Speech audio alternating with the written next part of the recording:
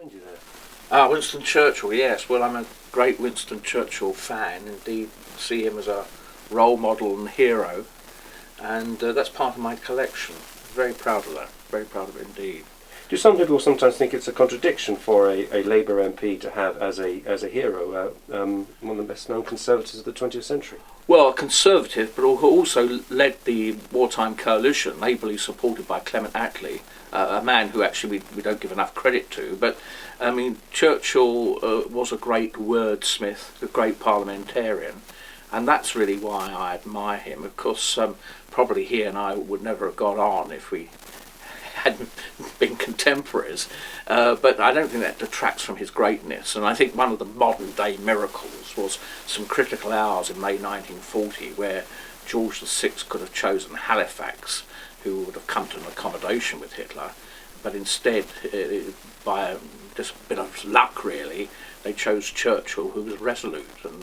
And I think also that characteristic of resolution and never yielding either to violence, tyranny or the bully is something which I try to follow.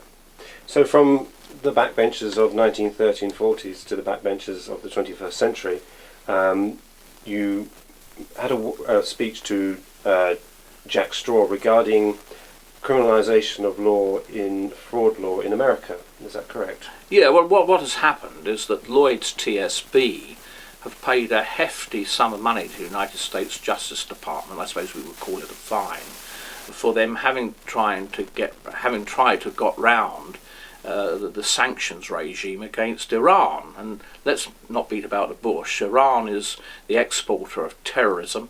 Iran exports weapons which are being used against British and American forces in Afghanistan and Iraq. And Lloyd's TSB had set out to get beyond the United States sort of wall of sanctions.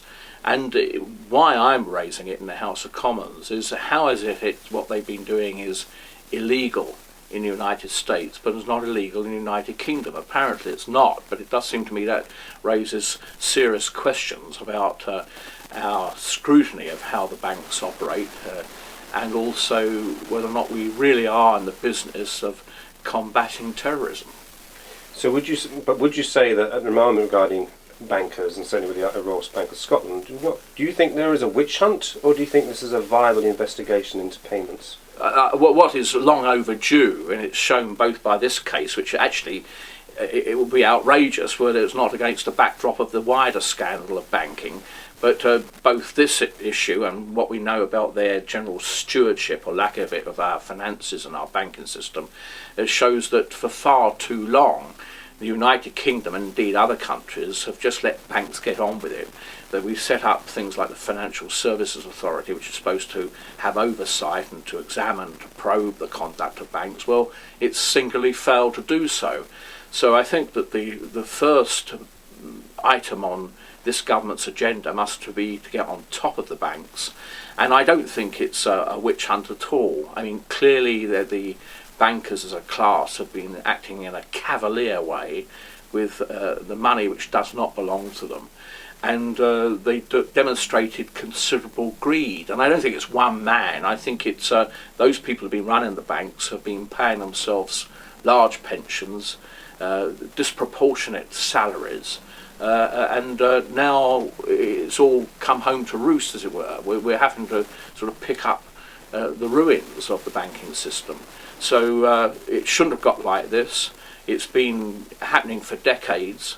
It's also relatively a worldwide problem, but I think in the City of London, bearing in mind we're one of the world's financial sectors, we've been particularly dilatory in ensuring that there was proper stewardship.